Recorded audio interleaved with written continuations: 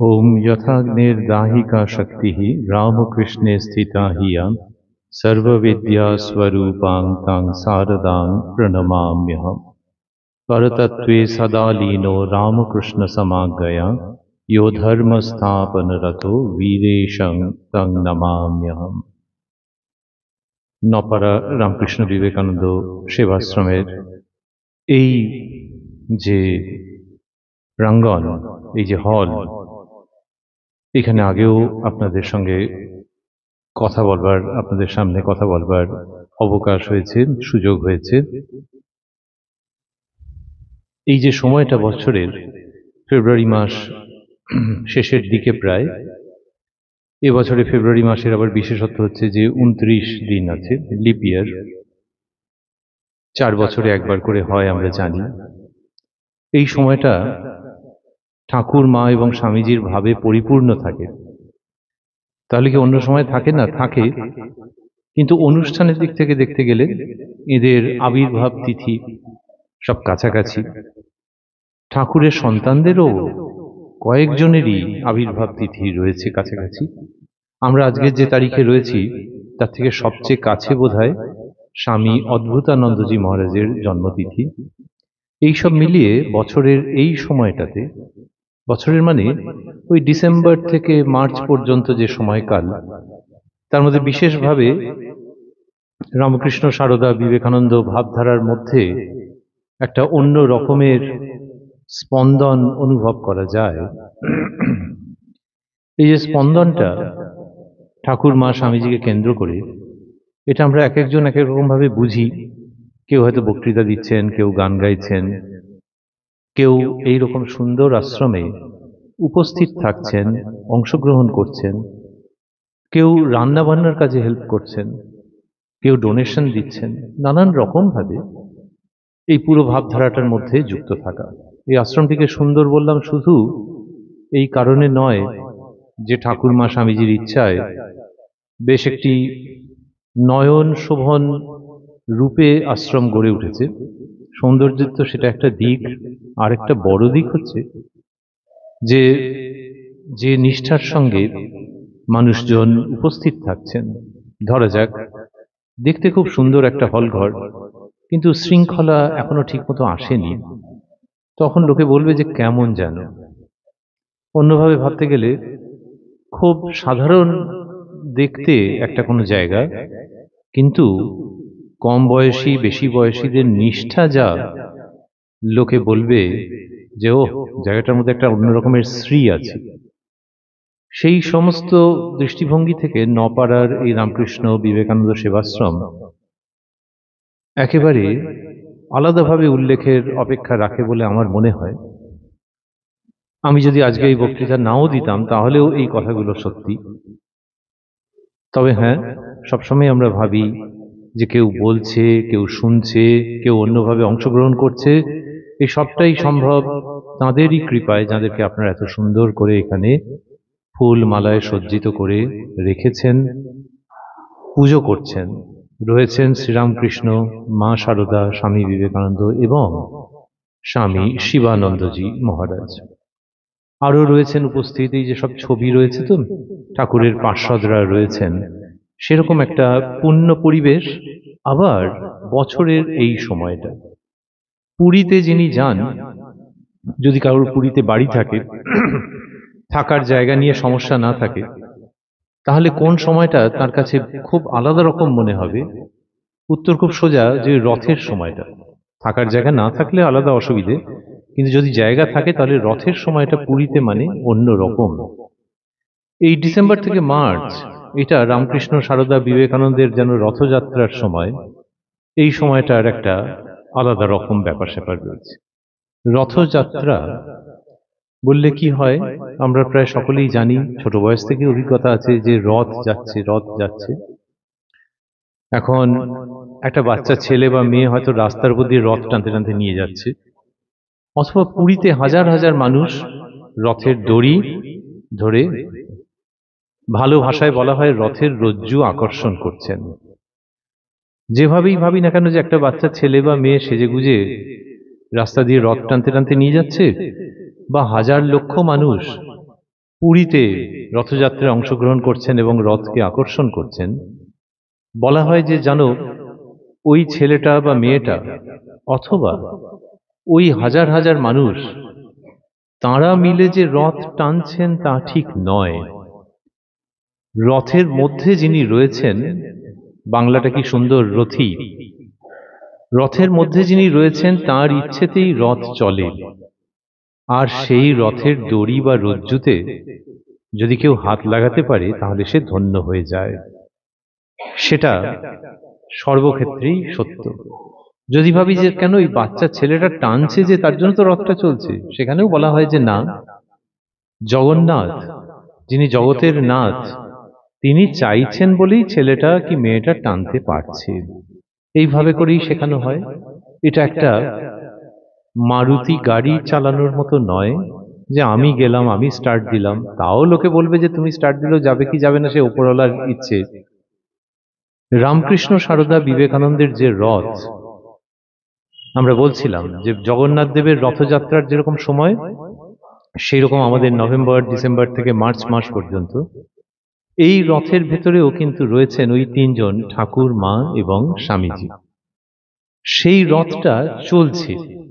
আমরা যারা হাত লাগাতে পারছি, আমরা যারা এই সব কথা নিয়ে আনন্দ করতে পারছি, আমরা যারা বইপত্র কিনে পড়ছি, আমরা যারা সোশ্যাল মিডিয়াতে এই সব অনুষ্ঠান দেখছি, তারা আসলে ওই রথের রজ্জুতে হাত লাগাচ্ছি এবং আমাদের জীবনকে ধন্য করবার চেষ্টায় আছি। আমাদের কোনো একজনের, এই বক্তা, এই শ্রোতা, কোনো একজনের অনুপস্থিতিতে কিন্তু রথের অগ্রগতি রুদ্ধ হবে না। তাই আমাদের সৌভাগ্য যদি আমরা এর সঙ্গে যুক্ত থাকতে পারি, যুক্ত থাকতে পারি এই ভাবপ্রবাহের সঙ্গে, যেটা কিনা খুব নবীন।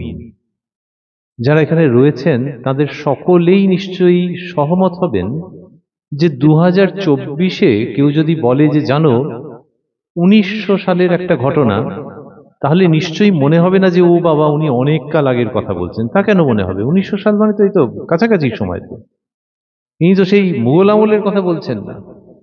1900 সালের কথা কেউ হয়তো বলল যে এই সময় জন্ম, কেউ হয়তো বললো যে সে অফিসে চাকরি পেয়েছে 1900 এত সালে। ঠিক আছে, 1900 সাল মানে তো খুব কাছাকাছি। 1920 সালে মা শারদার জীবনাবসান। তাহলে বুঝেই যাচ্ছে যে ব্যাপারটা খুব একটা বেশি দূরের নয়। আর একটু যদি পিছিয়ে যাই, 1920, 20 উল্টে দিই যদি 02, 1902 সালে স্বামী বিবেকানন্দ এই ধরাধাম ছেড়ে চলে গেছেন। তাই এরা খুব আমাদের কাছাকাছি সময়ের মানুষ। আর বলার অপেক্ষা রাখে না যে তার থেকে আরেকটু পিছিয়ে গেলেই শ্রীরামকৃষ্ণের সময়কালকে পাচ্ছি, 1886। ঠিক আছে, 1900 না হয় না হলো, কিন্তু 1850-এর আগে না পরে, ও বাবা অনেক পরে তো, 1886। তার মানে হ্যাঁ, আমাদের সময়ের কাছাকাছি এই সমস্ত ব্যাপারগুলো।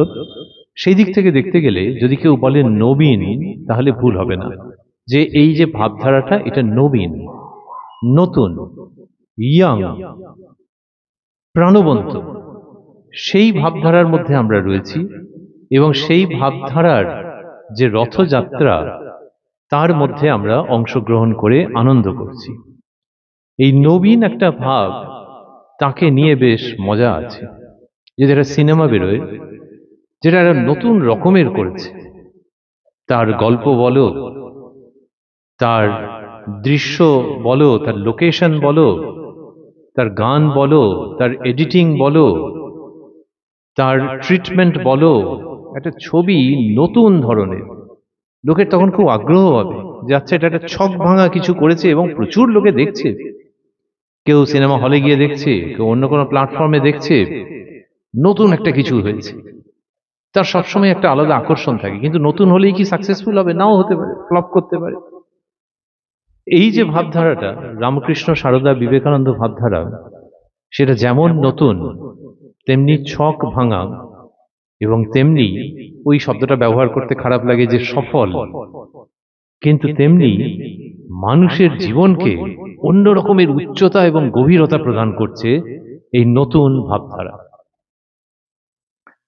যদি বলা হয় যে নতুন কিসের জন্য, ওই যে আপনি বললেন রথ, রথের মধ্যে ঠাকুর মা স্বামীজি রয়েছেন, এবং আপনি বললেন যে 1900 সালের কাছাকাছি এদের অবস্থান, সেই দিক দিয়ে না হয় নতুনটাকে মেনে নিলাম, কিন্তু ছক ভাঙা, অফবিট, এটা কিসের থেকে হচ্ছে? এটা তো হচ্ছেই। আমি যদি একটুখানি বলতে শুরু করি আপনাদের, তারপর যদি না বলি তারপর আপনারা অনেকেই হয়তো সেটা সম্পূর্ণ করে দিতে পারবেন। যেমন যদি বলি যে দেখুন, যাকে কিনা অবতার বলা হচ্ছে, যাকে বলা হচ্ছে ভগবান স্বয়ং, সেই তিনি জন্মেছিলেন ব্রাহ্মণ না অব্রাহ্মণের ঘরে? উত্তর হচ্ছে ব্রাহ্মণের ঘরে, চট্টোপাধ্যায় ঘরে জন্মেছিলেন। এবং সেই তিনি কি করলেন? পৈতের সময় ধনী কামার্নির কাছ থেকে ভিক্ষা নিলেন। এইখানে ছক ভেঙে গেল। তাহলে নতুন সিনেমা, নতুন চিত্রনাট্য, নতুন ট্রিটমেন্ট, নতুন এক্সিকিউশন, এইখানে দেখছি অসাধারণ। যদি ভেবে দেখা যায় ব্যাপারটা একেবারে অভাবনীয়। কামারপুকুর এখনো যদি কেউ যায়, আপনারা নিশ্চয়ই কতবারই গেছেন, রক্ষণশীল জায়গা তো, একটা মডার্ন জায়গা নাকি? অনেক পুরনো ধ্যান ধারণা সমস্ত রয়েছে, ভালো হোক মন্দ হোক, পুরনো ধ্যান ধারণা রয়েছে, সেটি থাকা স্বাভাবিক। তাহলে শ্রীরামকৃষ্ণের যে সময়, কত সালে জন্ম জানো? 1836। তাহলে 1836 থেকে 1886, মোটামুটি 50 বছরের। 1836, তার সঙ্গে যদি 9 যোগ করা যায় তাহলে হয় 1845। ওই রকম সময়তে শ্রীরামকৃষ্ণের পৈতে হচ্ছে, উপনয়ন হচ্ছে। তাহলে সেই সময়ের কামারপুকুর মানে একেবারেই রক্ষণশীল। তাহলে চাটুর্যে বাড়ির একটা ছেলে, তার উপনয়ন হচ্ছে, সে তার পয়সা কড়ি তাদের বেশি থাকুক কম থাকুক যাই থাকুক, একেবারে পুরনো পদ্ধতিতেই হবে। সেই ছেলে বলছে কামারদের বাড়ির ওই বউ তার কাছে নাকি ভিক্ষে নেবে, কেন না সে তাকে খুব ভালোবেসেছে, সেসবগুলো তো হলো, কিন্তু তাই বলে চাটুর্যে বাড়ি। কিন্তু সেটাতে তিনি অনড় রইলেন, বা বলা ভালো যে সেই ছেলে অনড় রইল। খুব ভালোবাসার পাত্র ছিল, গানের গলা ভালো ছিল মেয়েদের মতো, সুললিত কণ্ঠ, সকলের প্রিয় পাত্র। কিন্তু সে বললে যে এই ধনীর কাছ থেকে আমি ভিক্ষা নেব, এবং বাড়ির লোকজনকে সেইটাতে হ্যাঁ বলতে হলো। এবং সেই বাচ্চা ছেলে ধনী কামার্নির কাছ থেকে ভিক্ষা যে নিল, সেখান থেকে আমরা সিনেমার ভাষায় বলে কাট টু 2024। যদি 2024-এ আমরা চলে আসি তাহলে দেখবো এটা তো সমাজ বিপ্লব, কিন্তু নিঃশব্দ সমাজ বিপ্লব। টিভিতে ফ্ল্যাশ করছে না, ব্রেকিং নিউজ হচ্ছে না, কিন্তু ইটস ব্রেকিং নিউজ। কি ব্রেক করছে? সমাজের অচলায়তনকে ব্রেক করছে। আমরা যখন ব্রেকিং নিউজ বলি, সেই ব্রেকিং এর অর্থটা আলাদা, আর নিউজ ইজ ব্রেকিং, নিউজটার সূচনা হচ্ছে। আর এখানে আক্ষরিক অর্থে this is breaking rigid old mansions of traditions and customs of society। অচলায়তনকে ভাঙছে। সেই অল্প বয়সে গদাধর যখন ওই রকম ভাবে ভিক্ষা নিচ্ছে। আচ্ছা, সে ভিক্ষা নিচ্ছে মানে তার মানে কি ব্যাপারটা বোঝা গেল যে কিনা জীবনী পড়েনি, সে বলবে এই অবধি আপনি বলেছেন বুঝে গেছি, তার মানে হচ্ছে যে সে কিছুই মানত না? তা কেন? সে দেবদেবীর গান গাইতে পারত, পালা কীর্তন তার মুখস্থ ছিল, সুন্দর মূর্তি গড়তে পারত, পুজো তো করতে পারতই। মূর্তি গড়ত এত ভালো যে পরবর্তীকালে রানী রাসমণি, মথুর বাবু, এরা সব দেখে মুগ্ধ হয়ে গেছেন যে এই মূর্তি কে করেছে। তো অগ্রজ রামকুমার দাদা বুঝিয়েছেন যে ছোট ভাই করেছে। তাহলে সে তো সবকিছুর মধ্যে আছে। এমনকি ধর্ম নিয়েও যখন এক এক সময় হয়েছে যে বড়দের মধ্যে মতভেদ হয়েছে, তখন গদাই এমন একটা কিছু বলেছে, দেখা গেছে যে আরে এর মধ্যে তো দারুণ সত্যতা রয়েছে। তো সে ট্র্যাডিশনাল রাস্তাতেই হেঁটেছে, কিন্তু তার মাঝে মাঝে এই জায়গাগুলো আসছে যেখানে দেখছি যে ওই তার কাছ থেকে, ধনী কামার্নির কাছ থেকে এসে ভিক্ষা নিয়েছে। এই সমাজ বিপ্লবের সূচনা করছে ওই রথের মধ্যে যিনি বসে আছেন মধ্যমণি হয়ে। বেলুর মঠের দিক থেকে মধ্যমণি হয়ে বসে থাকেন শ্রীরামকৃষ্ণ, সারদা মঠের দিক থেকে সাধারণত মা সারদা। দুজনেই সমান সমান, এবং দুজনেই কথাটা আপত্তি করে। তার কারণ হচ্ছে বড়রা বলছেন, যারা তাদের সময় ছিলেন তারা, তারপরেও, যে তোমরা যে বলছো দুজনে দুজনে, আসলে তা নয়, একটাই সত্তা। একবার পুরুষ রূপে তার আত্মবিকাশ, একবার মায়ের নারী রূপে আত্মবিকাশ, বা একই সময়ে পুরুষ আর নারী রূপে আত্মবিকাশ করছে, আত্মপ্রকাশ করছে, একই সত্তা জানবে। সেই জন্য মধ্যমণি ওই দুয়ে এক, একে দুই, তারা এই ধরনের জিনিস করছেন যে ওর কাছ থেকে ভিক্ষা নেওয়া যায়, চমকে ওঠার মতো ব্যাপার। আবার সেই তিনি ট্র্যাডিশনটাকেও বজায় রাখছেন। তাহলে বার্তাটা কি? বার্তা হচ্ছে যে ওরকম একটা বিচ্ছিরি কাণ্ড করো না, যে ডান হাতে বাঁ হাতে খেতে আরম্ভ করলে এঁটো কাটার কোনো বিচার নেই, যে সব ভেঙে দিলাম, ওরকম কেন? যেরকম আছে সেটার সঙ্গে চলতে চলতে আস্তে আস্তে ভাবো যে মনুষ্যত্বের ব্যাপারটা কিরকম। এবং এই যে বলা হচ্ছে সব মানুষের মধ্যেই দেবতা আছেন, তোমার যে উপচারগুলো বা ধরো ওই পারিবারিক নিয়ম টিয়মগুলো যেখানে ওটার বন্ধন হয়ে দাঁড়ায়, সেগুলোকে কিন্তু আস্তে আস্তে সরিয়ে ফেলতে হবে। এই আধুনিকতার বার্তা দিচ্ছেন শ্রীরামকৃষ্ণ। স্বামী বিবেকানন্দতে যদি চলে আসি, তাহলে দেখব যে তিনি যাদেরকে সন্ন্যাস প্রদান করছেন, তারা কি সব ব্রাহ্মণ ঘরের ছেলে, নাকি বিবেকানন্দই পূর্বাশ্রমে কোনো ব্রাহ্মণ ঘরের ছেলে? সেই বিবেকানন্দের জন্য, সেই নরেন্দ্রনাথ দত্ত, তার জন্য শ্রীরামকৃষ্ণ বলছেন যে ওর জন্যই তো আমার আশা, আমি ওর অনুগত। তার থেকে বুঝতে পারছি যে এই যে নবীন যে প্রেরণা, নবীন যে অগ্রগতি, নবীন যে ভাব আন্দোলন, নবীন যে রামকৃষ্ণ মুভমেন্ট, এইটার মধ্যে বিরাট শক্তি রয়েছে। যে উনি বলছেন যে আমি ওর অনুগত, বলছেন সপ্তর্ষি মণ্ডলের শ্রেষ্ঠ ঋষি এই রূপে এসেছে। এইটা আগে কিন্তু টপ করে ভাবা যেত না, যে ওই ঋষি মুনি নিয়ে কথা হচ্ছে, মানে এবার যে ছেলের মেয়েদের তো প্রশ্নই নেই, এর মধ্যে মেয়েরা আর কোথায়, ছেলেদেরকে নিয়ে প্রশ্ন। তার ছেলে মানে কোনো ব্রাহ্মণের বাড়ির কারোকে নিয়ে কথা হচ্ছে। এইখানে হচ্ছে যে না গো, ব্রাহ্মণ হতে পারে, অব্রাহ্মণ হতে পারে, ছেলে হতে পারে, মেয়ে হতে পারে, কিন্তু তার মধ্যে যে দিব্য সত্তা আছে, যেটার সঙ্গে তার দৈহিক অবয়বের যোগাযোগের কথা বলেন নেহাত বোকারা, ভেতরে যে দিব্য সত্তা আছে, তার উদ্বোধনের জন্য ওই রথের মাঝখানে তিনজন এবারে দিব্য চক্ষু নিয়ে জাগ্রত রয়েছেন, যে মানুষের মধ্যে দিব্য সত্তা জাগরণের সময় এসেছে। এই নতুন movement, down with physical differences, down with sexual discriminations, যে ছেলেরা এটা পারবে, মেয়েরা পারবে না, ওইরকম আর নয়। যখন গদাধর বললেন যে ওর কাছ থেকেই দীক্ষা নেব, তাতে যে চমকটা আছে, আমরা যখন পড়ছি, আমি যতবার পড়ি ততবার চমকে চমকে উঠি। কম বয়সে যখন পড়েছি তখন চমকে যাইনি, ভেবেছি হ্যাঁ এটা জীবনী, বড়রা সব বলছেন, হ্যাঁ ঠিক আছে। কিন্তু তারপরে যখনই এটার মধ্যে দিয়ে যাই, তখনই ভাবি যে আচ্ছা ওই গ্রামে করলেন কি করে? এমনিতে তো লোকেরা এক ঘরে করে দেওয়ার কথা, বা ওই ছেলেকে একদম বউকে একদম শাসন করে, দরকার হলে গায়ে হাত তুলে, কিছু হলো না, তার কথাই রইল। তার মানে যুগের প্রভাত হচ্ছে, নবযুগের প্রভাত হচ্ছে।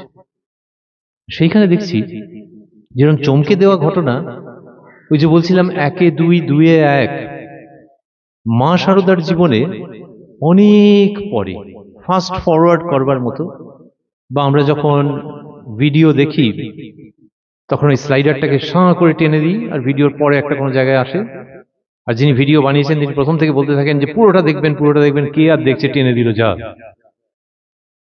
কিন্তু আমরা যদি ইচ্ছাকৃতভাবে পুরোটার মধ্যে থাকতে থাকতেও একটু স্লাইড করে এগিয়ে যাই,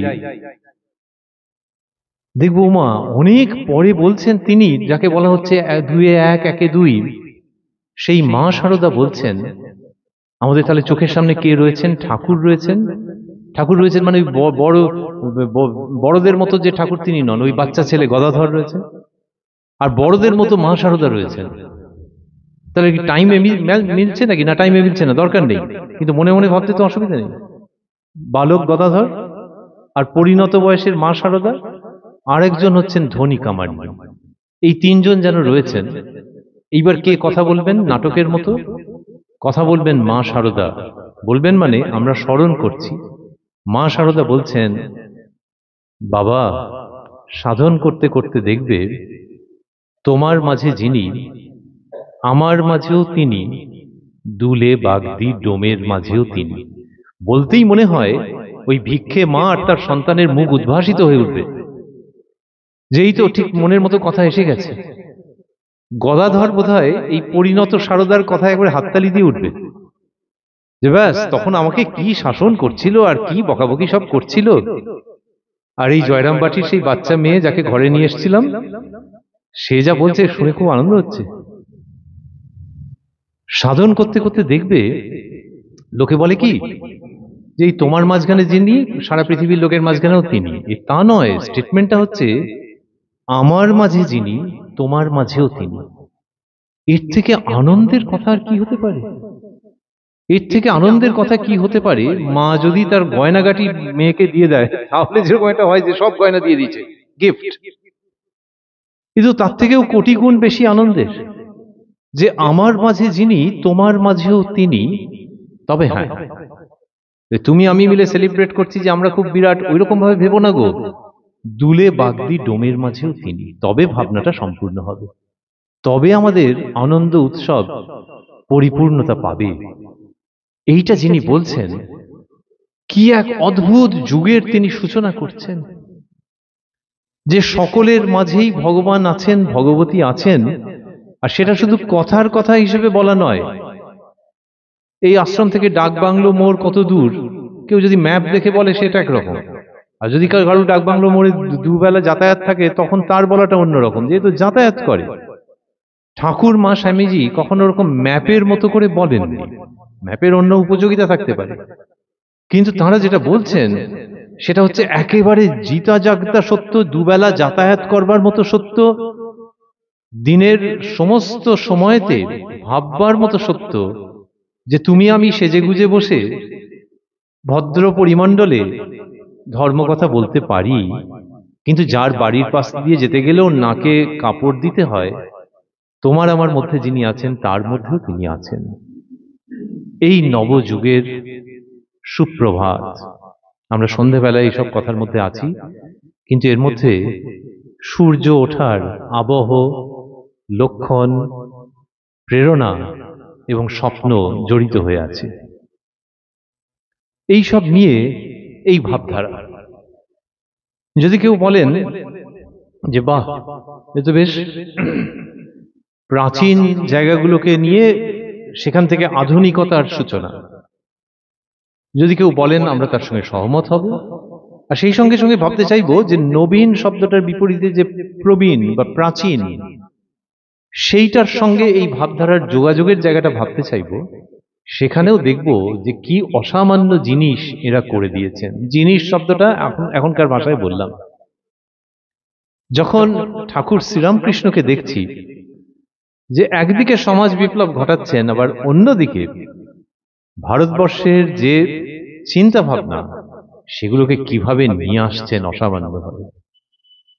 আমি যাদেরকে পড়াশোনার সঙ্গে যাদের সঙ্গে যুক্ত থাকি তাদেরকে প্রায়ই উৎসাহিত করি যে হাইলাইট করে করে পড়বে।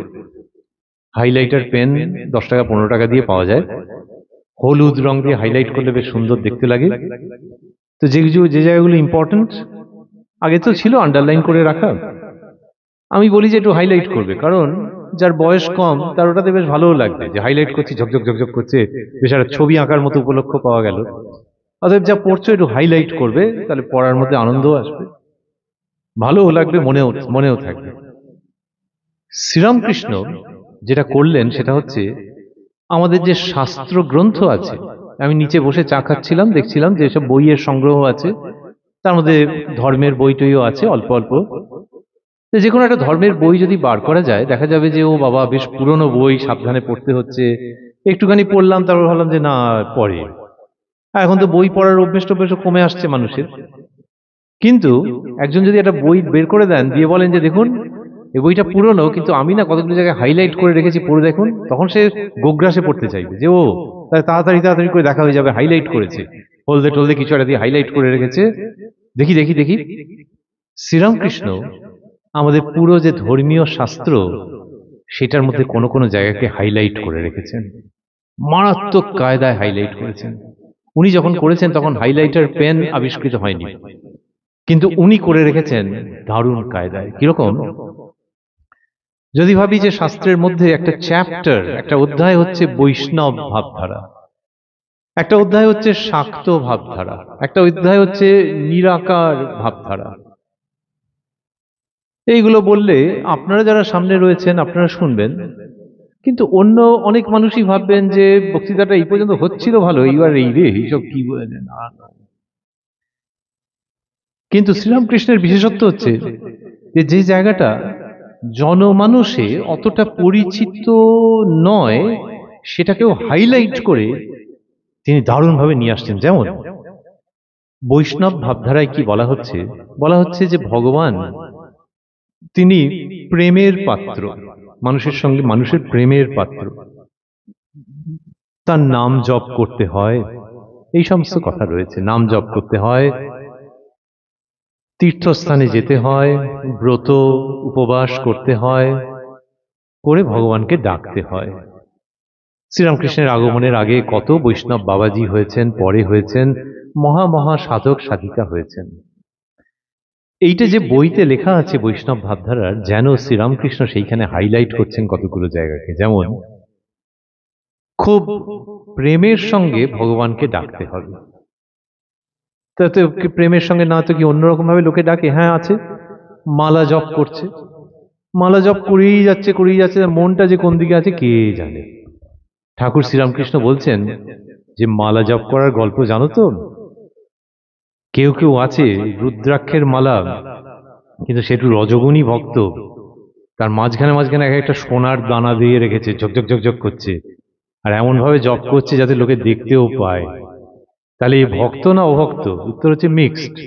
উনি মিক্সড কথাটা বলেননি, কিন্তু হচ্ছে যে ওই রকম তার ওরকম একটা রাজসিক ভাব আছে।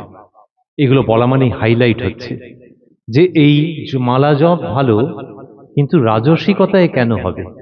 ওটা শুদ্ধ সাত্ত্বিক ভাবে হবে, লোককে দেখিয়ে হবে না। আর কি উনি আরো বলছেন যে বাবা, ঠাকুর ঘরে যখন কাজ করছে, তখন চন্দন বাড়ছে, অন্য কিছু করছে, তখন দুনিয়ার গল্প। তোর মেয়ের বিয়ে ঠিক হলো, অমুকে তমুককে কি বলেছে, আরে এই ঠাকুরের কাজ করবার সময় যত গল্প। আবার কেউ কেউ আছে বাজার করছে মালা জপ করতে করতে, তারই মাঝখানে ইশারা করে দেখিয়ে দিচ্ছে ওই মাছটা। এই যে শ্রীরামকৃষ্ণ বলছেন, সেখানে ট্র্যাডিশনাল জিনিসকে আনছেন, আর ভেজ নন ভেজের মধ্যে একটা অদ্ভুত রকমের ব্যাপার করছেন। নন ভেজ খেতে বারণ করেছেন তা নয়, কিন্তু এইটা কি ঠিক হলো এই ভেজ নন ভেজ মিলিয়ে ফেলা, যে মালা জপ করতে করতে মাছ দেখিয়ে দিচ্ছে? এদের বাড়াবাড়ি হয়ে গেল। শ্রীরামকৃষ্ণ সেইখানে হাইলাইট করছেন যে তাহলে মাছ খাওয়া কি খারাপ? কে বলেছে? মালা জপ করা কি খারাপ? কে বলেছে? দুটোকে মিশিও না, মিশিও না। প্রধান উদ্দেশ্য হচ্ছে যে দেহটাকে রক্ষা করা। সে তোমার যেটা খেয়ে সুবিধে হয় সেটা খেয়েই করবে, আর এই দেহটাকে একটা অবলম্বন বলে ভাবা। এই যে আপনারা রয়েছেন এখানে, যে এসেছেন, তার জন্য হেঁটে এটা ওটা করে আসতে, কেউ কেউ বলেন যে একটু অসুবিধা ছিল, তাহলে শারীরিকভাবে ঠিকঠাক থাকলে তবে আসা যায়। আমাকে একজন ভদ্রমহিলা মাঝে বললেন যে আপনার অমুক জায়গায় বক্তৃতা কবে আছে, কলকাতার একটা সেন্টারের কথা বললেন। আপনার বক্তৃতা শুনতে খুব ভালো লাগে। আমি বললাম যে ওখানে আছে, কত তারিখ খেয়াল নেই, তবে আপনি যা বলছেন ওর কাছে অমুক জায়গায় আছে। তখন বললে সে ঠিক আছে, কিন্তু ওইখানে কবে? আমি কিছুতেই আর ধরতে পারছি না যে আমার বক্তৃতা শুনতে আসবেন, কিন্তু ওই জায়গাটা বারবার বলছেন কেন? আমি অন্য যে জায়গাটা বললাম সে তো ওর কাছেই, এনার বাড়ি যেখানেই হোক না কেন। এরকম দু তিনবার হওয়ার পর আমি বললাম যে ওইখানকার কথা কেন বলছেন? বললেন না, ওখানে তো শুধু চেয়ার, ওখানে খুব সুবিধে আছে বসবার। তো সত্যি সত্যি শারীরিক ব্যাপারটাও তো মানতে হয়। হাঁটু ব্যথার জন্য যদি কেউ বেরোতে না পারলেন, তাহলে কি করে কি হবে? তো সেই জন্যে শরীরটাকে ঠিকঠাক রাখা কি জন্যে? এই জন্যে নয় যে 25শে ডিসেম্বর 1 জানুয়ারি সেই কোন জায়গায় চলে যাব, সেখানে গিয়ে খুব মজা করবো, সেটা নয়। কেউ করলে করতে পারে, কিন্তু শরীরটাকে ভালো রাখা এই জন্যে যে ভগবানের যে সাধনা তাতে যেন শরীরটা কাজে লাগে, এই শরীরটাকে ইউটিলাইজ করা। মানুষের শরীর হচ্ছে যেটাকে সে ইউটিলাইজ করতে পারে। শ্রীরামকৃষ্ণ এই বার্তা আনছেন যে মানুষের শরীরটাকে ইউটিলাইজ করতে হবে, এবং সেটাকে যদি তুমি ভোগের দিকে করতে চাও, কে তোমার হাত চেপে ধরবে? করতে পারো, কিন্তু করে দেখবে যে তৃপ্তি পাচ্ছ না। হয়নি রে বাবা, এর আগে কোটি কোটি মানুষ জন্মেছে এবং মারা গেছে, ওই তো হয় না। তো যেটাতে হয় সেটা হচ্ছে এই শরীর খাচ্ছে, যাচ্ছে, ঘুমোচ্ছে, টয়লেট করছে, এই শরীরকে ব্যবহার করে দেহের ভেতরে যিনি আছেন দেহি, রথের ভেতরে যিনি আছেন রথী, তাঁর দর্শন পাওয়া যায়। অতএব ভেজ নন ভেজ, মোটামুটি জীবনযাত্রা, ন্যূনতম ওষুধ, এইসব দিয়ে টিয়ে শরীরটাকে মোটামুটি ঠিকঠাক রাখা, যাতে এইটাকে অবলম্বন করে, এটাকে ব্যবহার করে, using this body, be it a male body, be it a female body, এইটাকে ব্যবহার করে ভগবানকে লাভ করা যায় এই জীবনে।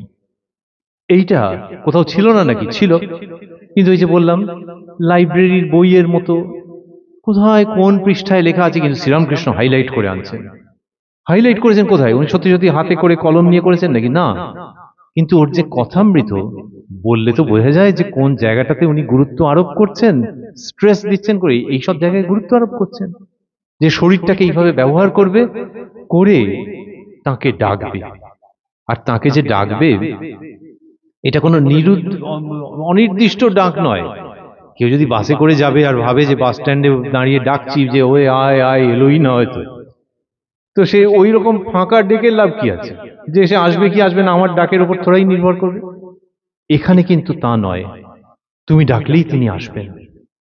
তুমি ডাকলেই তাহলে তাহলে তিনি এরকম নির্দয় নাকি যে তিনি দেখা দিচ্ছেন না? বলছেন মা তো এরকম সন্তানের সঙ্গে খেলে তো যে দেখা না দিয়ে একটু লুকিয়ে আছে আর চাইছে যে বাচ্চা ডাকুক। তারপর যখন ভ্যাঁ করে কেঁদে ফেললো, তাড়াতাড়ি করে এসে দেখে একবারে বুকে জড়িয়ে ধরলো।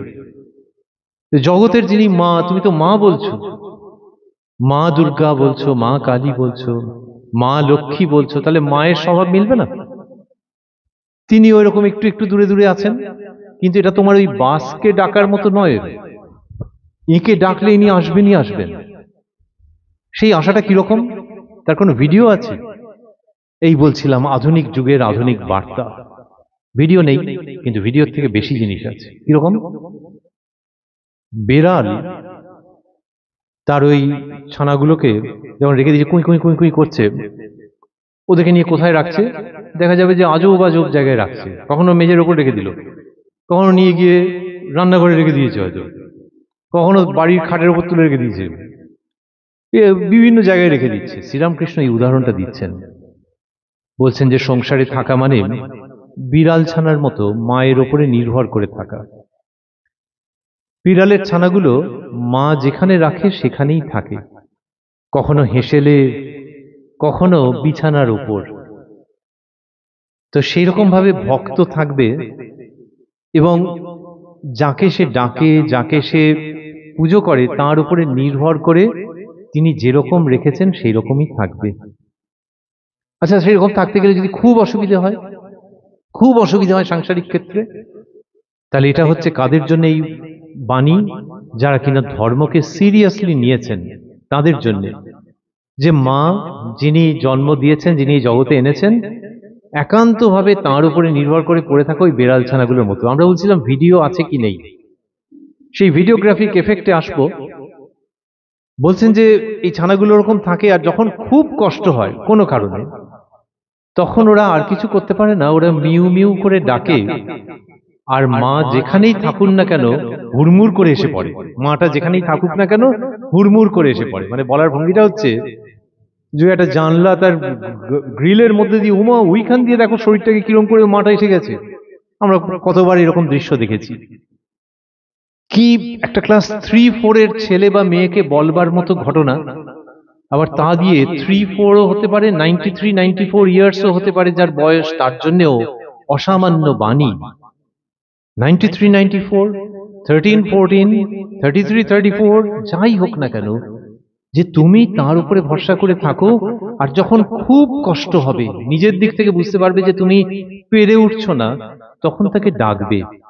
আর আমি জানি যে তুমি খুব জোর হাঁকডাক করে ডাকতে পারবে না, কারণ এই জগতে তুমি ওই ছানাপোনাগুলোর মতনই, তোমার বয়স, লেখাপড়া, প্রতিষ্ঠা যাই হোক, এই জগতে তো তোমরা সবাই শিশু। তাহলে তুমি ওই মিউ মিউ করেই ডাকবে, কিন্তু জানবে যে তিনি যেখানেই থাকুন না কেন হুড়মুড় করে এসে পড়বেন। কি অসাধারণ আশার বাণী! বলছিলাম ভিডিওগ্রাফিক এফেক্ট, যে ওই বিড়ালের মানে মা বিড়ালটা সে কোথা দিয়ে ওইটুকুনি আওয়াজ সে শুনতে পেরেছে, এসে এদেরকে নিয়ে ঘাত ধরে নিয়ে গিয়ে একটা ভালো জায়গায় রাখলো, তখন তারা খুব আরামে আছে। শ্রীরামকৃষ্ণ ভক্তকে এইভাবে শেখাচ্ছেন যে জগৎ জীবনে এইরকম ভাবে থাকতে হবে, তার উপরে একান্ত নির্ভরশীল হয়ে। এ তো অন্য রকমের বাণী। আর তাকে ডাকতে হবে এইটা জেনে যে তিনি একান্ত আপনার জন। ছেলে মেয়ে যখন কান্নাকাটি আরম্ভ করে তখন যেমন মা চলে আসে, ইনিও সেই রকম ভাবে চলে আসবেন। আর এই জীবনটার মধ্যে যে তাকে ডাকবে, সেটা অনাসক্ত হয়ে ডাকবে যতদূর সম্ভব। ত্যাগ হচ্ছে এই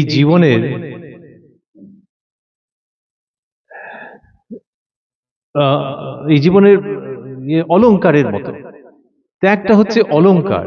এবং সেই ত্যাগটা কিরকম, যে ওই যত তাকে ভাববে তত দেখবে সাধারণ যে জিনিসগুলো, যেগুলোতে তুমি আগে লালায়িত হতে, প্রলুব্ধ হতে, সেইগুলো তোমার জীবন থেকে আস্তে আস্তে চলে যাবে।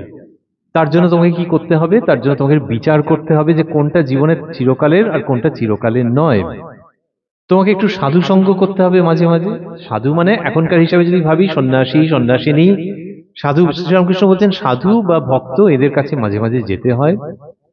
ঈশ্বরের নাম গুণগান করতে হয়, সদসৎ বিচার করতে হয়, আর মাঝে মাঝে নির্জনে থাকতে হয়। নির্জনে থেকে তাকে ডাকতে হয়, তার মানে বাড়ির থেকে একটু দূরে। বাড়ির হাজারটা ব্যাপারের মধ্যে থাকলে তাকে ডাকবার অবকাশ পাওয়া যায় না, মনটা বিক্ষিপ্ত হয়ে যায়। সেজন্য বাড়ির থেকে একটু দূরে থেকে তাকে ডাকবে, এই জায়গাগুলো বললেন। আর বললেন যে ওই মনটাকে রক্ষা করতে হয় যাতে বিষয়ের প্রতি না ছোটে। বিষয়ে যে মন আসক্ত নয়, সেই মনে ভগবানের দ্রুত আবির্ভাব হয়। এই ত্যাগ শ্রীরামকৃষ্ণ দেখাচ্ছেন এবং বলছেন, আমি 16 টাং করে গেলাম, তোরা 1 টাং করবি বলে। মানে ওই 16 আনা আর 1 আনার মতো হিসেব। বলছিলাম আমরা যে হাইলাইট করা, তিনি এই বৈষ্ণব ভাবধারার মধ্যে এইগুলোকে তো হাইলাইট করলেন, যে ঈশ্বরের নামে রুচি, নাম গুণগান, সাধু সঙ্গ, নির্জন বাস, সদসৎ বিচার। তার সঙ্গে এটিকে আনলেন যে ত্যাগের দ্বারা উদ্দীপ্ত জীবন। এই ত্যাগের পথটা না থাকলে কিন্তু ভক্তি মার্গ অধোগতি প্রাপ্ত হতে পারে। এবার যদি একটু সিরিয়াস কথার মধ্যে আসি, সেটা হচ্ছে এই যে ভক্তি মানে অনেক সময় লোকে ভাবে যে ও খুব সোজা, চলো একটা খোল করতাল এই সমস্ত নেওয়া গেল, আর তিলক টিলক কাটা গেল, কেটে খুব ভগবানের নাম ফাম হলো, আর নাচানাচি হলো, নৃত্য হলো, এই হচ্ছে ভক্তির প্রকাশ। এরকম আগে অনেকে ভাবতেন। সেইটাকে শ্রীরামকৃষ্ণ কি সুন্দর শেপ দিলেন, কি সুন্দর শেপ দিচ্ছেন, যে ওগুলো ঠিক আছে, কিন্তু পুরোটা ত্যাগের পরিমণ্ডলে হতে হবে, ভোগী লোক হলে হবে না। ভোগের মধ্যে থেকে ভক্তি হয় না, খোলে না, খোলে না। যদি ভাবি যে একটা ডিজাইন, লোকে বলে যে তার যে ব্যাকগ্রাউন্ডটা, তার উপরে ডিজাইনটা খুলছে। একটা ডিজাইন খুব চমৎকার, কিন্তু ব্যাকগ্রাউন্ডটা কি? লোকে বলে যে দেখো এই হালকা একটা কিরকম আকাশি আকাশি ব্যাকগ্রাউন্ডের উপরে এই ডিজাইনটা, ও এইখানে দারুণ খুলেছে। এই ব্যাকগ্রাউন্ডে যদি ওটা না হতো তাহলে মার খেয়ে যেত, এত ভালো ডিজাইনটা মার খেয়ে যেত। ওইটাই দেখলাম আরেকটা কাপড়ে, ও ব্যাকগ্রাউন্ডটা অন্যরকম, একদম জাঁতা লাগছে। শ্রীরামকৃষ্ণ ভক্তিকে স্থাপন করছেন ত্যাগের ব্যাকগ্রাউন্ডে। ত্যাগের প্রেক্ষাপটে ভক্তি জলজল করছে। যে ত্যাগী মানুষ সাংসারিক বিষয়ে আসক্ত নন, হয়তো সংসারের মধ্যে রয়েছেন, কিন্তু গলা অবধি সংসারে ডুবে থাকা যেরকম, সেরকম নয় গো। সংসারে আছেন, দায়িত্ব কর্তব্য করছেন, কোথাও কোনো ত্রুটি করছেন না, কিন্তু আসক্ত নন। এই মানুষের যে ভক্তি, সেইটা চমৎকার। তো এই যে হাইলাইট করা, এই বৈষ্ণব ভাবধারার মধ্যে যেটি হাইলাইট করছেন, সেটি হচ্ছে ত্যাগমণ্ডিত ভক্তির সাধনা। আর যদি ভাবি যে শাক্ত ভাবধারা, সেই শাক্ত ভাবধারার মধ্যে যে বীরত্বের প্রকাশ আছে। শ্রীরামকৃষ্ণ সেইটাকে আনছেন এবং এনে বলছেন যে এই বীরত্বটা কিরকম হতে হবে, যে এই জগৎ জীবনে মায়ের ছেলে তুমি, সেইটি জেনে তুমি বীরের মতো আচরণ করবে। ভয় দেখাস নে আমায় সমন, আছি আমি মায়ের কোলে। শ্রীরামকৃষ্ণ এই শেখাচ্ছেন যে আমায় সমন অর্থাৎ মৃত্যু পর্যন্ত আমাকে ভয় দেখাতে পারবে না, যেহেতু আমি মায়ের কোলে রয়েছি। যদি এই রকম একটা ভাব নিয়ে কেউ থাকেন, যার মধ্যে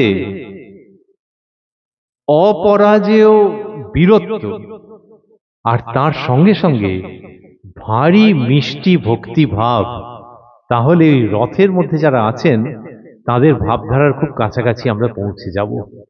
যে এমনিতে মহাবীর, শক্তিশালী, আমরা লিঙ্গভেদ করতে চাইব না, শক্তিশালী পুরুষ বা নারী, মহাপরাক্রমশালী, আবার তাঁরই মধ্যে অপূর্ব ভক্তি ভাব, এইটা নবযুগের নবভাব বা রামকৃষ্ণ ভাবধারা।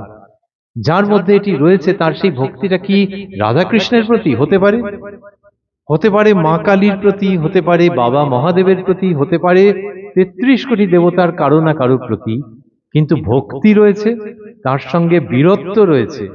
যে আমি এই জগৎ জীবনের যত কিছু আসক্তির হাতছানি, তার বিরুদ্ধে সংগ্রাম করবার জন্য সদা প্রস্তুত। এই বীরত্ব, ভক্তি এবং ত্যাগের ভাব, এই নিয়ে রামকৃষ্ণ ভাবধারা। সেটা কি করছে জানেন? যদি ভাবি বর্ষাকাল যখন, তখন মাঝে মাঝে দেখা যায় যে বিকেলের দিকেই দেখা যায়, আপনারা ভেবে দেখবেন, বাইরে বৃষ্টি পড়ছে, ঝিপঝিপ ঝিপঝিপ করে আওয়াজ হচ্ছে, আর তাকিয়ে দেখছি ওমা রোদ্দুরও রয়েছে। এরকম দেখেননি, এরকম কোনো মানুষ নেই যে রোদ্দুর রয়েছে বৃষ্টি ভুল দেখছি নাকি, একটুখানি হাত বাড়ালাম দেখলাম না বৃষ্টি পড়ছে। তো তাহলে রোদ্দুরের সময় বৃষ্টি, মেঘ আর রোদ্দুরের খেলা হবেও বা, কিন্তু ভারী চমৎকার সেই যে দৃশ্য, ভারী চমৎকার। একজন চিত্রগ্রাহক, ক্যামেরা এবং ভিডিওর কাজ করেন একজন মানুষ আমাদের বাড়িতে এসেছিলেন। এটা কোনো কাজে তিনি কথা বলছিলেন, বলতে বলতে হঠাৎ উনি আমাকে বলে এই এই এই বলে বলে ছুটছি। আমি চললেন কোথায়? বলে ছাদে যাচ্ছি, ছাদে যাচ্ছি। আমি বললাম কি হলো? তারপরে দেখলাম উনি জানলা দিয়ে দেখেছেন যে বৃষ্টি হচ্ছে আর রোদ্দুরও রয়েছে। ছাদে গেলেন কেন? ওই ক্যামেরায় ধরবেন বলে।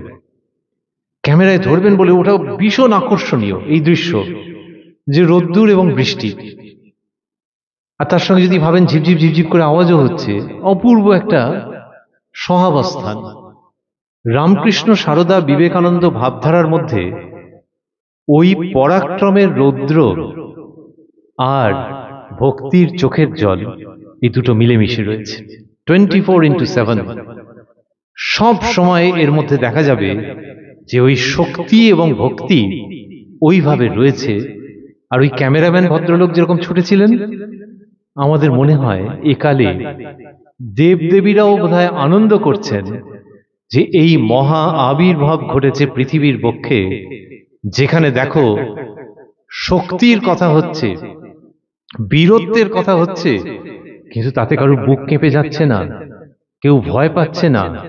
কারণ ওই শক্তি, ওই বীরত্বের সঙ্গে হয়তো মা দুর্গার আরাধনা হচ্ছে, হয়তো বাল ও গোপালের পুজোর প্রস্তুতি হচ্ছে, কিন্তু যিনি করছেন তিনি রীতিমতো একজন শক্তিশালী, মনের দিক থেকে একজন শক্তিশালী মানুষ, একটি শক্তিশালী স্ত্রীলোক, একজন শক্তিশালী পুরুষ, একেবারে সমস্ত নিষ্ঠা নিয়ে ওই যার হাতে নাড়ু তুলে দিতে পারলে ধন্য হয়, হতে হয়, তার পুজো করছেন। এ এক নতুন আবির্ভাব। রামকৃষ্ণ সারদা ভাবধারার মধ্যে এটা রয়েছে, যেটিকে কিনা আমরা যত ভাবব তত অবাকও হব, মঙ্গলও হবে আমাদের। ঠাকুরের জীবনে দেখতে পাওয়া যাবে, যখন তিনি হাঁটছেন, হাঁটছেন কোথায়? তার ঘর থেকে মা কালীর মন্দির অবধি। যদি ভাবি ওর বয়সের একজন মানুষ হাঁটছেন, তাহলে কতক্ষণ লাগবে? কি আবার লাগবে? 1.5-2 মিনিট লাগবে, তারও কম লাগতে পারে। হনহন করে হাঁটলে 1 মিনিট হয়তো লাগবে। কোথায়? ঠাকুরের ঘর থেকে মা কালীর ঘর।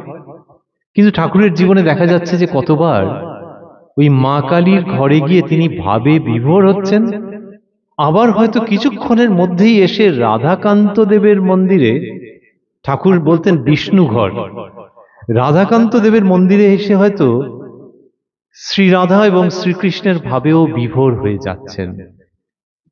এইটা বিরল ছিল আগে, যে মা কালীর সাধক মানে তো শাক্ত, আর এরা তো বৈষ্ণব। আরে ওরকম কেন গো?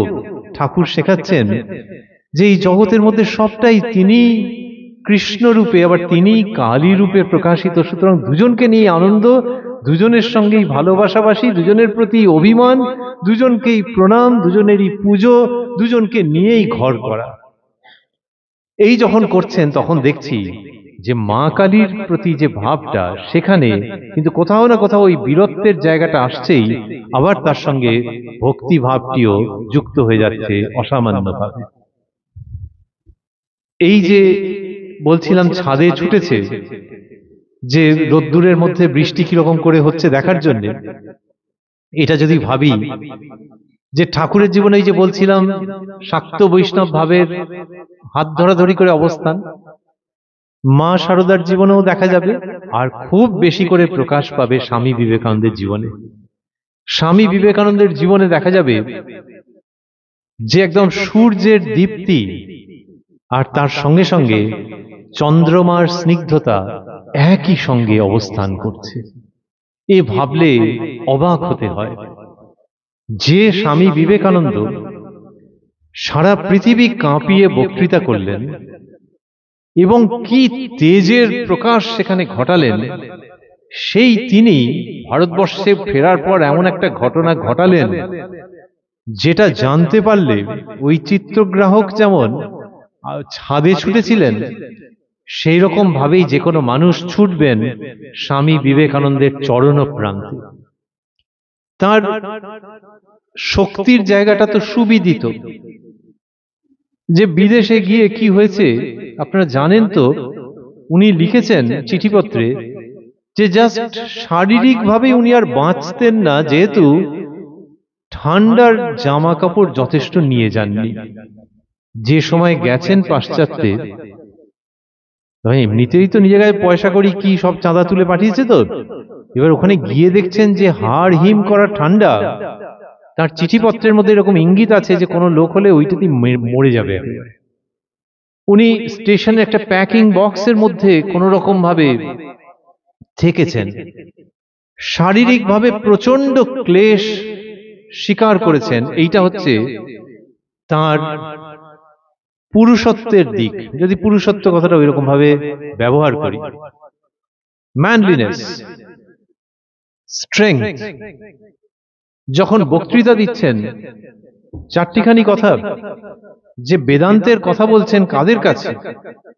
যারা বেদান্ত সম্পর্কে এমনিতে কিছুই প্রায় জানে না। তাদেরকে আমরা দোষ দিচ্ছি না, কিন্তু ওই কালচারের মধ্যে তারা নেই। তাদের কাছে বলছেন বেদান্তের কথা। আমরা স্বামীজির ওই মধ্যাহ্ন সূর্য সম দীপ্তির কথা স্মরণ করছি। যারা কিনা বলে মানুষ পাপী, যে পাপ থেকেই জন্ম হয়েছে, সুতরাং তোমাকে ভেতরটা যদি ছিঁড়ে যায় যাবে, তার কাছে তোমার সমস্ত পাপ স্বীকার করতে হবে, কান্নাকাটি করতে হবে। এই করে তোমার পাপস্খলন হলে তবে তোমার মুক্তি। এটা একটা ধর্মপথ। শ্রীরামকৃষ্ণ বলছেন যত মত তত পথ। কিন্তু কষ্ট আছে, তোমার সমস্ত পাপ স্বীকার করতে হবে। এটা মানুষের কষ্ট হয়তো।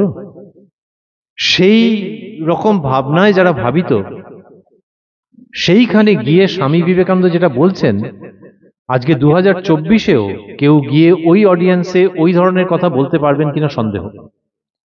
যে তাদের ভাবের সঙ্গে ওটা যায় না, মেলে না। স্বামী বিবেকানন্দ বলছেন যে সিন, জিজ্ঞাসার চিহ্ন দিয়ে বলছেন sin, it's a sin to call a man sinner. একদম বোম ফেললে যেরকম হতো তার থেকেও বেশি।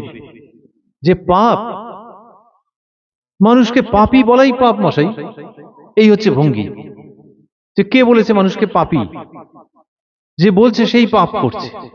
আমরা অমৃতের সন্তান, এই ভাবধারাটা আমি আজকে নপাড়ায় বসে বলতে পারি, আপনারা আগ্রহ নিয়ে শুনতে পারেন বা শুনছেন স্বামীজির উক্তি। কিন্তু নপাড়া নয়, বেপাড়া।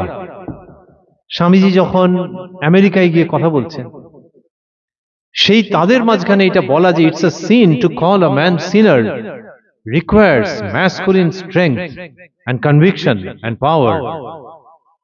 সেই জায়গা থেকে স্বামী বিবেকানন্দ এটা বলছেন। কিন্তু হ্যাঁ, কাউকে খাটো করছেন না। এটা বলছেন কেন? এই বোমটা ফেলছেন কেন? বোমটা ফেলছেন এই জন্যে যে তুমি জন্ম থেকে যেভাবে শিখে এসছো সেটা একটা পথ, কিন্তু এইভাবেও যদি ভাবো যে তোমার মধ্যে পূর্ণতা আছে বাবা, তোমার মধ্যে পূর্ণতা আছে, এটা একটা ভাবার একটা দিক। আমরা যখন অঙ্ক করেছি তখন অনেক সময় হয় না যে অঙ্কটা এইভাবেও সমাধান হয়, আবার এইভাবেও সমাধান করা যায়।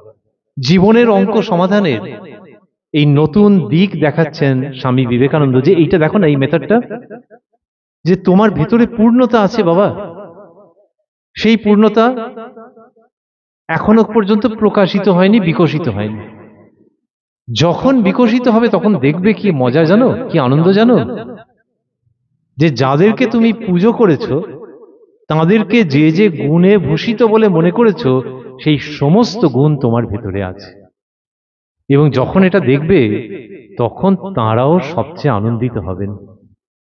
ওই পরমাত্মার সঙ্গে জীবাত্মার যখন মিলন হয়ে যাবে, জীবাত্মা একটু ঘুরে ঘুরে বেড়াচ্ছে। যেমন সিনেমায় থাকে না, একটা ছেলে, সে নানান রকমের আজে বাজে কাজ করছে, হাফ টাইম অবধি হয়তো এরকম হলো, হাফ টাইমের পরে আছে কিছু একটা সাংঘাতিক ঘটনা ঘটলো, ঘটে তার সত্যিকারের বাবা মায়ের সঙ্গে তার পরিচয় হয়ে গেল। এই বাবা মায়ের সঙ্গে যখন পরিচয় হলো, তারপর ঘাত প্রতিঘাতের মধ্যে দিয়ে জীবন চলছে, কিন্তু তার তখন জীবনের নতুন গল্প। স্বামীজি শেখাচ্ছেন যে আমাদের জীবনেরও একটা ফার্স্ট হাফ সেকেন্ড হাফ আছে। ফার্স্ট হাফ হচ্ছে যখন পরমাত্মার সঙ্গে দেখা সাক্ষাৎটা ঠিক হয়নি, তখন আমরা ভালো কাজ এবং মন্দ কাজের মধ্যে দিয়ে অগ্রসর হই, এবং সেটা হচ্ছে একটুখানি ওই পরমাত্মাকে না পাওয়ার জন্যে। আর যখন পরমাত্মার সঙ্গে মিলন ঘটে যায় তখন জীবন আকাশচুম্বী হতে চায়। আর সেই পরমাত্মার সঙ্গে মিলন সিনেমাতে হতে পারে, যে বাবা মা কোথাও একটা ছিল, একটা মেলার মধ্যে হেনা তেনা হতে পারে। আর আসলে real life and real life, if you talk about the real life, আসলে কি হয়, পরমাত্মা তোমার ভেতরেই আছেন। এবং সেটা তোমার গুরুর কৃপায় হোক, অন্য কোনো সৌভাগ্যের জন্য হোক, সুকৃতির জন্য হোক, প্রারব্ধের জন্য হোক, যখন সেই তার সঙ্গে তোমার মিলন হয়ে যায় তখন তোমার জীবন অন্য খাতে প্রবাহিত হয়। এই সব কথা যখন স্বামী বিবেকানন্দ বলছেন আজকে নপাড়ায় এসে, আমরা ভাবছি যে এই যে ভাবধারা, তার কি গভীরতা এবং তার কি বেগ। নদী কি হয় যখন হিমালয় থেকে, ধরা যাক বা কোনো পাহাড় থেকে উৎপন্ন হয়, তখন দেখা যায় যে তার বিরাট বেগ থাকে, প্রচন্ড খরস্রোতা, কিন্তু গভীরতা বেশি থাকে না। তিত্তিরে নদী, কিন্তু লোকে পা দিতে ভয় পায়, কেন? সাঁ করে টেনে নিয়ে যাবে, পড়ে যাবো আমি। আর যত সমতলের দিকে আসে তত কি হয়, গভীরতা বাড়ে, স্পিডটা কমে। হরিদ্বারের গঙ্গায় যে স্পিড, এইখানে স্পিড তার থেকে কম। রামকৃষ্ণ বিবেকানন্দ মা শারদার যে ভাবধারা বা ভাব গঙ্গা, সেখানে হচ্ছে যেমন স্পিড তেমনি গভীরতা।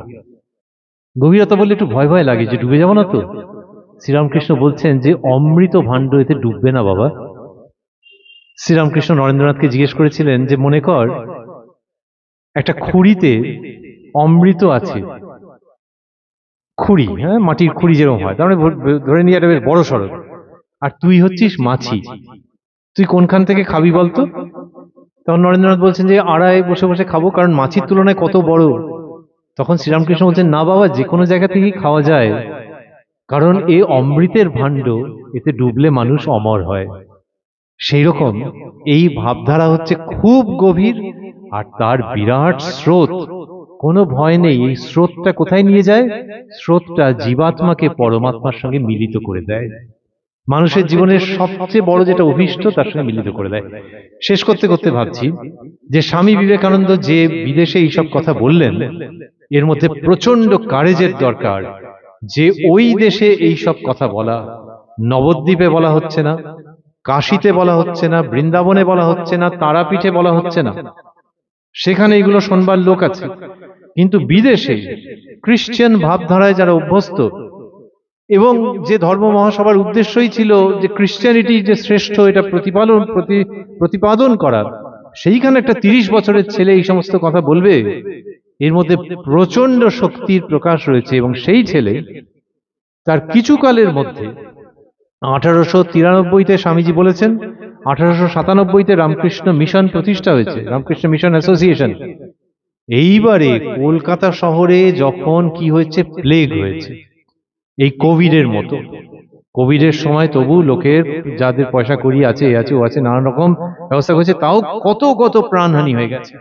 আর প্লেগের সময় আরো অসহায়, কিছুই প্রায় জানা নেই। এমনকি ডাক্তাররাও তারা জানেন যে হাইজিন, স্যানিটেশন এগুলো সব ঠিকঠাক করলে হবে, কিন্তু কে কাকে বলে, লোকে ভাবছে যে দেবতার করাল গ্রাসে পড়েছে, জায়গা ছেড়ে পালাচ্ছে, পালাতে পালাতে প্রাণহানি হয়ে যাচ্ছে। সে ভয়ঙ্কর অবস্থা, এত নোংরা, তার উপরে এই ধরনের ঘটনা ঘটছে। সে টয়লেট এটা ওটা মিলে একেবারে নরককুণ্ড হয়ে গেছে। তাদেরকে সেবা করা, স্বামী বিবেকানন্দ বলছেন যে এদের সেবা করতে হবে, এদের মধ্যেই সাক্ষাৎ নারায়ণ উপস্থিত রয়েছে। এইখানে দেখছি যে রথে যারা রয়েছেন তাদের মধ্যে থেকে কি লেলিহান শিখার মতো নতুন ভাবধারা উত্থিত হচ্ছে। আবারও বলছিলাম যে গঙ্গার জলের মতো যদি গভীরতা এবং কারেন্ট দুটোই থাকে তাতে ভয় নেই, তেমনি এই লেলিহান শিখাতেও ভয় নেই। এটি মনের সমস্ত কলুষকে পুড়িয়ে নাশ করে দেয়। এই লেলিহান শিখা, সে তখন অস্থির হয়ে উঠছে, টকবক করছে, ফুঁসে উঠছে যে লোকগুলো প্লেগে মারা যাচ্ছে। স্বামীজি স্থির থাকতে পারছেন না। তো লোকগুলো কি রামকৃষ্ণ মিশনের ভক্ত?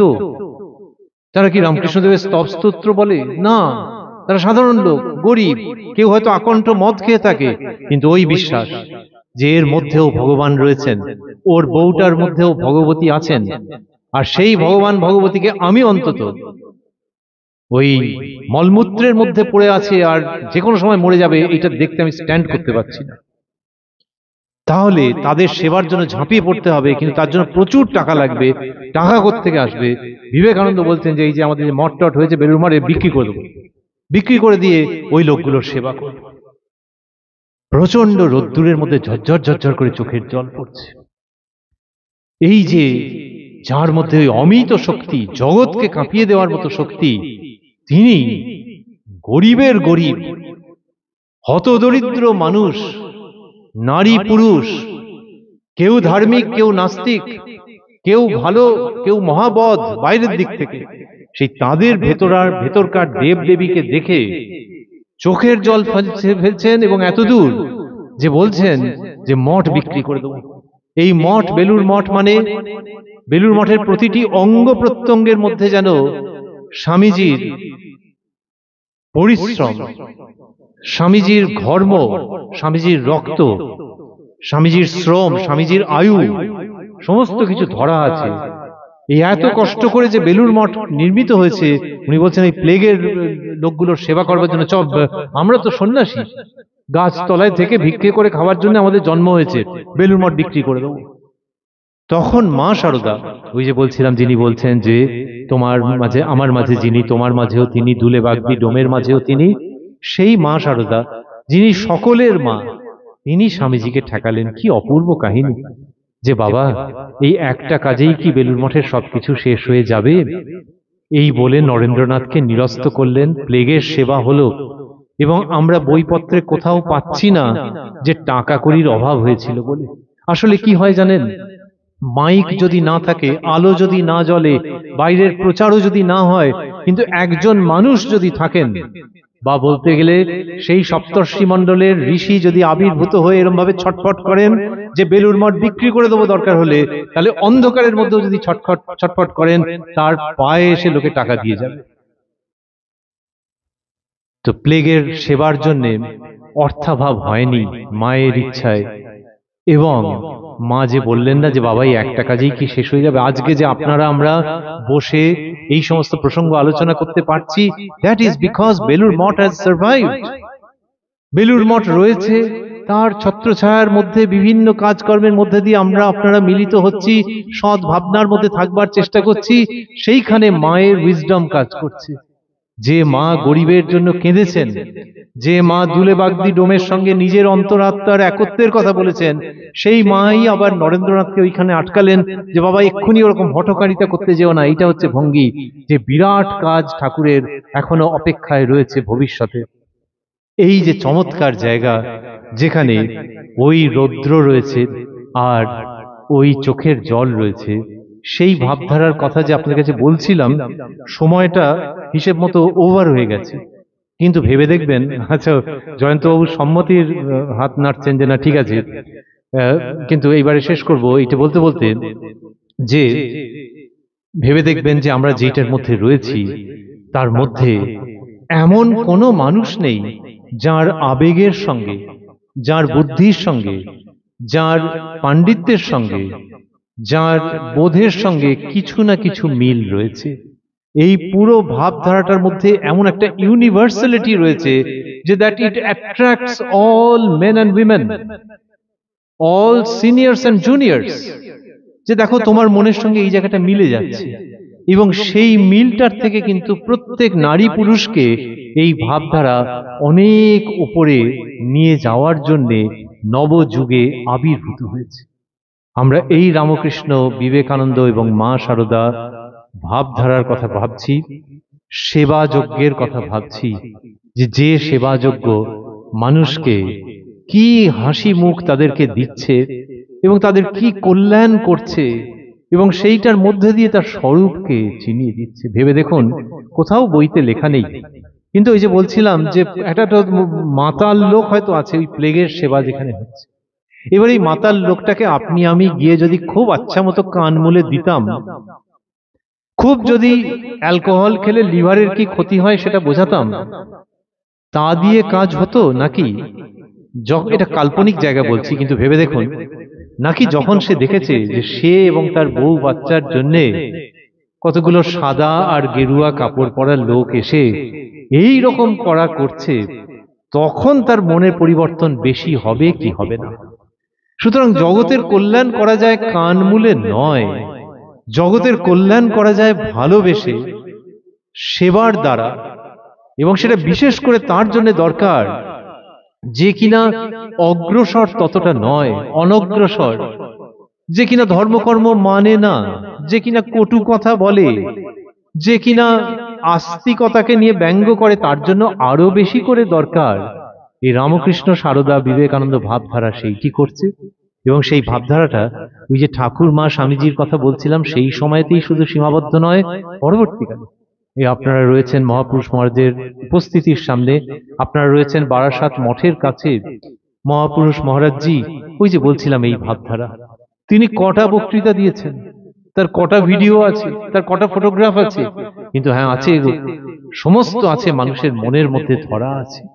তিনি যখন দক্ষিণ ভারতে গেছেন, খুব সম্ভবত উটির ঘটনা, উট কমান্ড, উটিতে যখন গেছেন, তখন সেইখানে গিয়ে যখন হাঁটছেন, তার যে বর্ণনা আছে, সে তো তখন রামকৃষ্ণ মিশনকে কজন চেনে?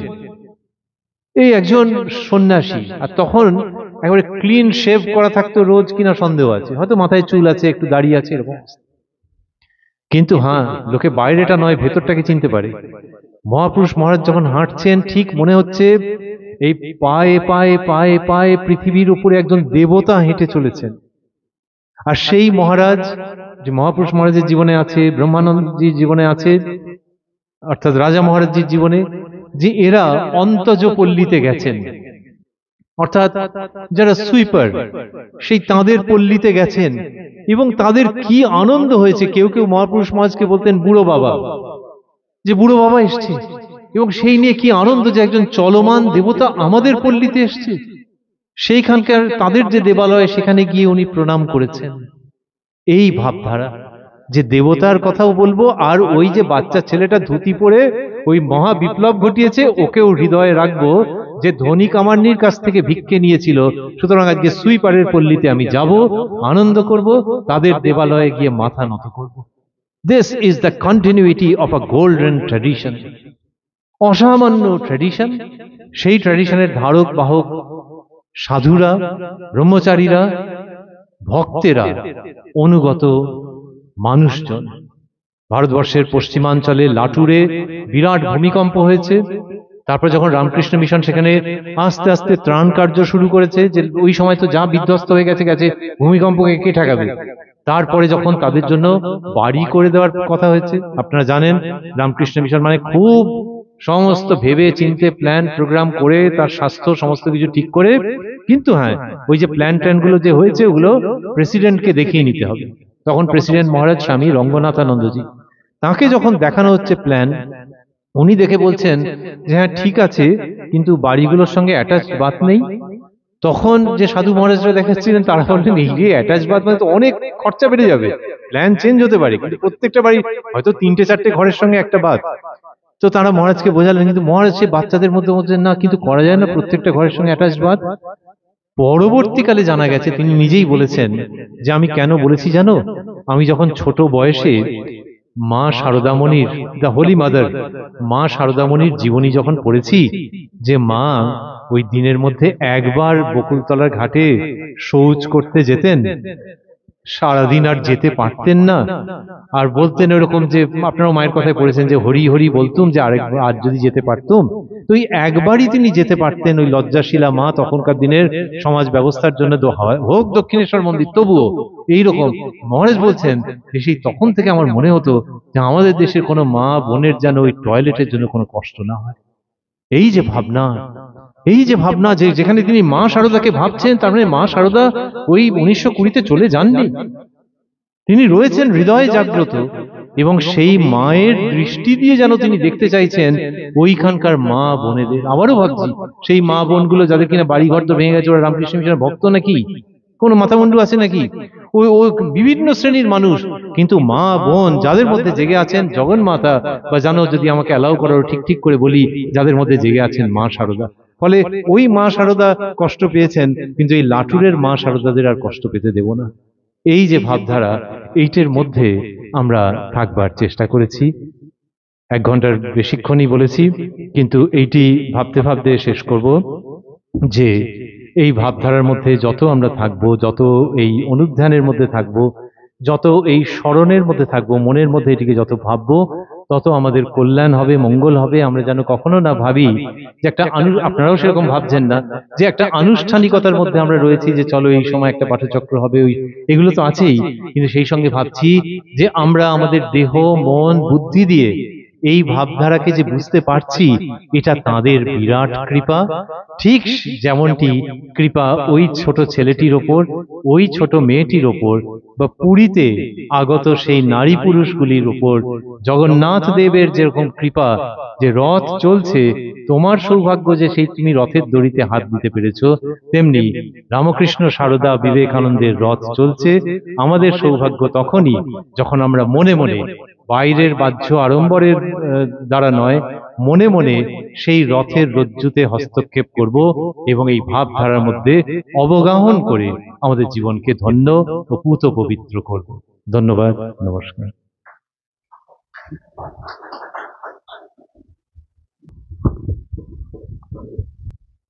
ओम वंदे जगद्बीजमखण्डमेकं वंदे सुरैः सेवितो पादपीठं वंदे भवेशं भवरोगवैद्यं त्वमेव वंदे भुवि रामकृष्णं।